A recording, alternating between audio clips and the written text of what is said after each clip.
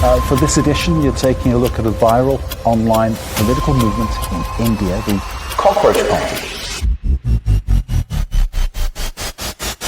That this fellow who's been behind this Cockroach Janata Party phenomenon is in fact a very controversial person, and he's done things and he's trying to explain, he's done U-turns, he doesn't know what to do, he's put himself in a mess right now.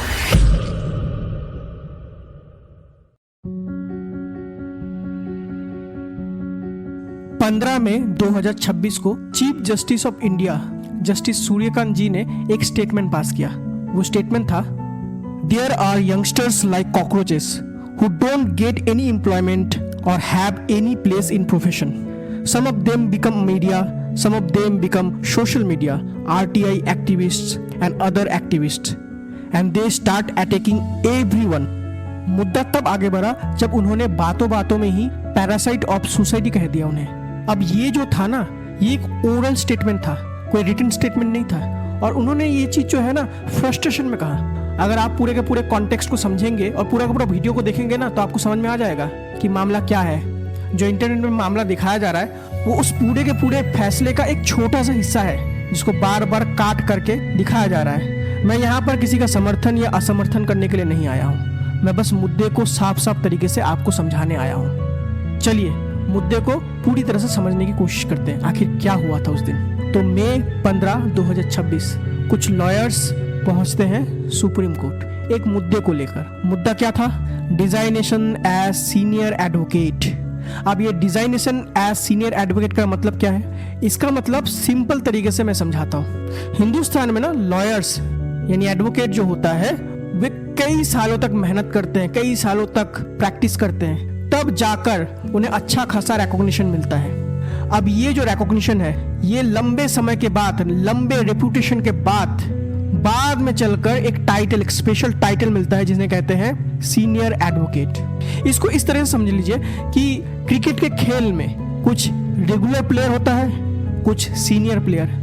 Regular player जो होता है वो आम player होता है, लेकिन जो senior player होता है उनको इज्जत ज्यादा दिया जाता है, उनको माना जाता है। तो ऐसा ही होता है सीनियर एडवोकेट।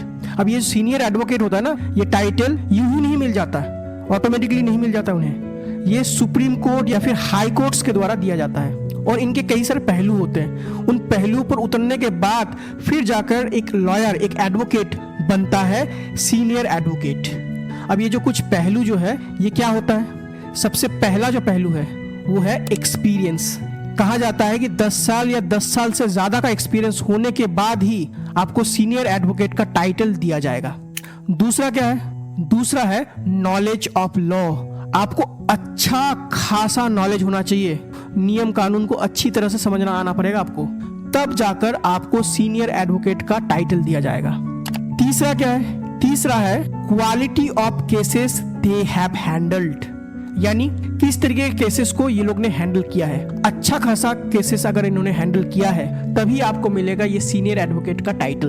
और अंतिम चीज जो देखा जाता है वो है reputation and behaviour in court, यानी आपका रेपुटेशन अच्छा खासा होना चाहिए और साथ ही साथ बिहेवियर आपका कोर्ट के अंदर में काफी अच्छा होना चाहिए, तभी आपको ये टाइटल दिया जाएगा।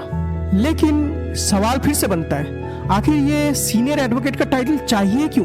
नहीं होने से नहीं चलेगा क्या? चल जाएगा, लेकिन चाहिए इसलिए क्योंकि इससे आपको अच्छा खासा रिस्पेक्ट मिल सकता है। दूसरा, आप टॉप एक्सपर्टों में गिने जाएंगे।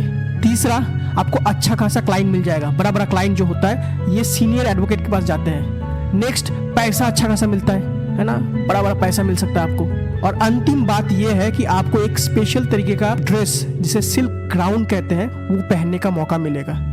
खैर, अब क्या होता है आगे जो ये जो यंग लॉयर थे ये पहुंचते हैं कोर्ट और सुप्रीम कोर्ट में जाकर कहते हैं कि हमें भी चाहिए टाइटल। हम लोग 10 साल तक इंतजार नहीं कर सकते, हम लोग पढ़े लिखे हैं, हम लोग एक्सपीरियंस्ड हैं, हम लोग इस पोस्ट के अधिकार में आते हैं, तो हमें मिलना चाहिए। और इसके लिए उन्होंने जो दलीलें दिए वो इतना फालतू था और इतना बकवास था, जिससे भड़क कर इस तरीके का स्टेटमेंट उन्होंने दिया। और मुद्दा तब आगे बढ़ा जब इन्होंने इन तरीके के लोगों को कॉकरोच से कंपेयर किया। लेकिन सोशल मीडिया में इसी चीज़ को काट कर बार बार सर्कुलेट किया जाने लगा और फिर तो सबको को पता है क्या हुआ उसके बाद। लेकिन बात फिर से वहीं पर जाके अटक जाती है, क्या चीफ जस्टिस के द्वारा इस तरीके का बात सटीक है या फिर नहीं। मेरे ख्याल से इस तरीके के बातों को आपको जितना हो सके उतना कम कहना चाहिए, है ना। आपके फ्रस्ट्रेशन को रोकना चाहिए आपको, क्योंकि आपको और ये कोर्ट को हम जैसे आम आदमी बहुत ही सम्मानीय रूप से देखते हैं। आपके मुंह से इस तरीके की बात शोभा नहीं देती है। लेकिन फिर भी मैं कहूँगा, ये जो बात कहा गया ये एक फ्रस्ट्रेशन में कहा गया है। अगर आप पूरे वीडियो को देखेंगे ना तो आपको समझ में आ जाएगा पूरा का पूरा मामला। अब बात बनकर आती है कि हम लोग क्या वाकई में कॉकरोचेस या फिर कीड़े मकोड़े हैं क्या। तो मेरे हिसाब से तो मैं मानता हूँ कि भाई हम सब जो जी रहे हैं ना वो कोई इंसान का लाइफ नहीं है, कीड़े मकोड़ी की तरह ही जी रहे हैं हम लोग। ठीक है, हर जगह गंदगी, जहां तहां गंदगी करके रख दिया है हम लोग ने, है ना। नदी था उस नदी को भी बर्बाद करके रख दिया। गंगा नदी जिन्हें हम लोग पवित्र नदी मानते थे उनको पूरी तरह से बर्बाद करके रख दिया है। लोग डाउरी के लिए मार रहे हैं। अभी हाल ही में केस हुआ था, डाउरी केस था, मार दिया गया। क्या कहूंगा इसके बारे में, ये सोच, ये मान्यता के बारे में क्या कहूंगा मैं। ये क्या कीड़े की तरह मान्यता नहीं है, कीड़े मकोड़ी की तरह मान्यता है ये सब। ये जो बड़े बड़े पुलिस है, IAS ऑफिसर, IPS ऑफिसर, ये जो बड़े बड़े ब्यूरोक्रेट हैं, क्या आप इनके बातों को देख पाते हैं, सुन पाते हैं। ये लोग कैसे बिहेवियर कर रहा है, इनके भीतर का कितना ईगो है, इनका सोच, इनका मान्यता को देख पा रहे हैं आप लोग। कितना फ्यूडलिस्टिक विचार है इनका, सामंतवादी विचार। हम सबके भीतर इसी तरीके का विचार शामिल है, आप माने या ना माने। ये सामंतवादी विचार हम लोग के भीतर, हम लोग के जहन के भीतर घुस चुका है। हम सभी को बाबू साहब बनना है, वो बाबू साहब जो ढोस जमाकर दूसरों को दबा सके, गिरा सके। भाई तुम लोग बात कैसे कर सकता है हम लोग से ऐसा, हाँ? तुम लोग का औकात है कैसे हमसे बात करने का? चलो निकलो बाहर। इस तरीके का तो इनका भाषा है, ये कीड़े मकोड़े का भाषा है भैया। कीड़े मकोड़े जैसा सोच है, इंसान नहीं सोच रहे हैं ये लोग, हम लोग को कीड़े मकोड़े समझ रहे हैं हम लोग को। फिर हाल ही में मैंने देखा कि 2 व्यक्ति ट्रेन को तोड़ रहा है, ट्रेन के प्रॉपर्टी को तोड़ रहा है और उसका वीडियो भी बना रहा है, जैसे बहुत महान काम कर लिया उन्होंने, है ना। इस तरीके का सोच दिखा रहा है कि कितना कीड़ा मकोड़ा जैसा सोच है हम लोग का। और हम लोग मानते भी है, हम लोग मानते हैं कि भैया जो लॉ तोड़ता है ना वो लोग भैया क्या कर रहा है, भैया क्या इंसान है ये लोग, है ना। वाह, अरे तूने नियम तोड़ा, वाह भाई वाह। नियम तोड़ने के बाद इतना ढोस जमा के घूम रहा है, वाह, है ना। इनका हम सम्मान देते हैं इस सोसाइटी में। जिस सोसाइटी में नियम तोड़ने से सम्मान मिलता है उस सोसाइटी में ऐसा ही होगा, क्या ही हो सकता है। ब्रिज का तो बात मत ही करो। जून जुलाई के अंदर बिहार में कुल मिलाकर 12 ब्रिज टूटा है, 12। ठीक है, उसका सोर्स मैंने दे दिया है डिस्क्रिप्शन में, आप देख लीजिए। 12 ब्रिज टूट चुका है बिहार में, 12। कोई जिम्मेदारी नहीं ले रहा है। कैसे टूट सकता है भाई? क्या बना रहा है, ब्रिज बना रहा है कि क्या बना रहा है? और मीडिया के बारे में क्या ही कहूँ, छोड़िए मीडिया के बारे में। अब इस तरीके के मान्यताओं पर कुछ फिलोसोफर का क्या मानना है ये भी आपको समझा देता हूँ। 1915 में काफका ने एक बुक लिखा था, फ्रेंच काफका का नाम तो भाई सबको जानता है, लगभग जो पढ़ा लिखा इंसान है, ठीक है, बहुत बड़ा राइटर है। उन्होंने एक बुक लिखा था मेटामॉर्फोसिस। वहां पर एक मेन कैरेक्टर था ग्रिगोर साम्सा। वो एक दिन क्या होता है, कॉकरोच बन जाता है और फिर कॉकरोच बनने के बाद उसका फैमिली मेंबर, सोसाइटी उसके साथ क्या बुरा व्यवहार करता है वो पूरा का पूरा उस कहानी में दिखाया गया है। अब ये कहानी जब पढ़ेंगे ना तो आपको कुछ विचार आएगा आपके दिमाग में। सोसाइटी जो है ना आपको कंडीशनली प्यार करता है, अनकंडीशनली नहीं। आपके परिवार, आपका मम्मी पापा, सब कोई आपको कंडीशनली प्यार करता है, अनकंडीशनल नहीं, उस बुक के हिसाब से। जब तक आप कमा के दे रहे हैं तब तक सोसाइटी आपको मानेगा, फैमिली मेंबर आपको मानेगा। जिस दिन आपने कमाना बंद कर दिया आपको पूछेगा भी नहीं। फ्रेडरिश नीच, जर्मन फिलोसोफर फ्रेडरिश नीच, उन्होंने कहा कि भाई हम लोग जो है ना भीड़ चाल में चल रहे हैं, भीड़ चाल में। इंडिविजुअल थॉट तो मेजॉरिटी के पास है ही नहीं। जो भीड़ चाल में सोसाइटी ने बना दिया है उसी चाल में चल रहा है लोग, एक बीस की तरह, मक्खी की तरह भिनभिनाते हुए, रिएक्ट करते हुए। फ्रांस फैनोन करके एक फिलोसोफर थे, फ्रांस फिलोसोफर, उन्होंने कॉलोनियल डिह्यूमनाइजेशन के बारे में कहा। वो कहते हैं कि जो पहले के समय में ना जो कॉलोनियल रूल हुआ करता था, किसी देश में जाके कॉलोनी बना के रह रहा है ना, वहां पर वो जो कॉलोनी वाला लोग जो होता है ना, कॉलोनियल रूल जो स्टैब्लिश किया है जिस जगह में, वहां के लोगों को कीड़े मकोड़े की तरह देखते थे। ऐसा वो इसलिए करते थे ताकि उनको अगर मार भी दिया जाए तो उनके दिमाग में, उनके जहन में इस तरीके का मोरलिटी ना आए कि भैया हमने किसी इंसान को मार दिया, हमने तो बस एक कीड़ा मकोड़ों को मारा है। इसी विचार के साथ कुछ मिलता जुलता और एक विचार है जो कि प्राइमो लेवी के द्वारा दिया गया है। प्राइमो लेवी एक इटालियन राइटर थे।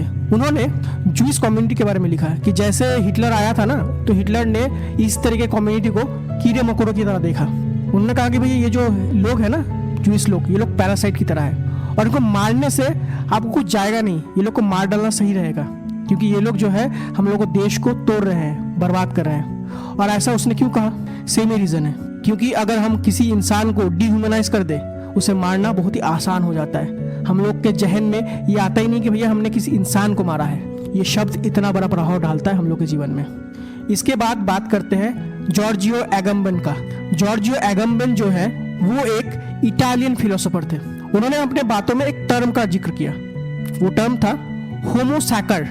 एंशियंट रोम में ना एक तरीके का इंसान हुआ करता था जिसको सैक्रिफाइस दिया जाता था भगवान को खुश करने के लिए या भगवान के प्रकोप से बचने के लिए। वो जो इनोसेंट आदमी था जिसका सैक्रिफाइस किया जाता था, जिसका बलि दिया जाता था, उसे कहते थे होमो सैकर। ये जो इंसान था जिसका बलि दिया जाता था, इसे इंसान के रूप में नहीं देखा जाता था, इसे एक इंसेक्ट की तरह देखा जाता है, एक एनिमल की तरह देखा जाता था, जिसको मारने पर हम इंसान को नहीं मार रहे हैं, हम एक जानवर, एक कीड़े मकोड़ों के मार रहे हैं। अपने बातों को आगे बढ़ाते हुए वे कहते हैं कि पॉलिटिकली ना दो तरीके के इंसान पाए गए हैं। एक को कहा जाता है बायोस और दूसरे को कहा जाता है जोई। बायोस का मतलब होता है जो स्टेट के द्वारा रिकॉग्नाइज किया जाता है कि भाई ये जो है ये हमारा सिटीजन है, ये असली आदमी है। और जोई होता है वो इंसान जिसको स्टेट रिकॉग्नाइज नहीं करता है कि ये अपना इंसान है, ये हमारा सिटीजन है। ऐसे लोग कीड़े मकोड़े की तरह होते हैं स्टेट्स के आंखों में। रेफ्यूजी, प्रिजनर, स्टेटलेस पीपल जो होते हैं ये इसी कैटेगरी में आ जाते हैं, जोई के कैटेगरी में। अब इनको ना स्टेट कभी भी प्रोटेक्ट नहीं करेगा, इनका मोरलिटी गया बाहर में, ठीक है। इनके साथ आप कुछ भी कर लीजिए, स्टेट इनको प्रोटेक्ट नहीं करेगा। उन्होंने ये कहा। ऐसे ही कई सारे दर्शन हैं, लेकिन सवाल फिर से वहीं पर आके अटक जाता है कि आखिर कब इस तरीके के विचारों का अंत होगा, आखिर कब हम अपने विचारों को भीड़ के विचारों से अलग समझेंगे, और आखिर कब हम एक इंसान को इंसान के रूप में देखेंगे। इसका उत्तर हो सकता है शायद विचारों के बदलने से, या फिर शायद कभी नहीं।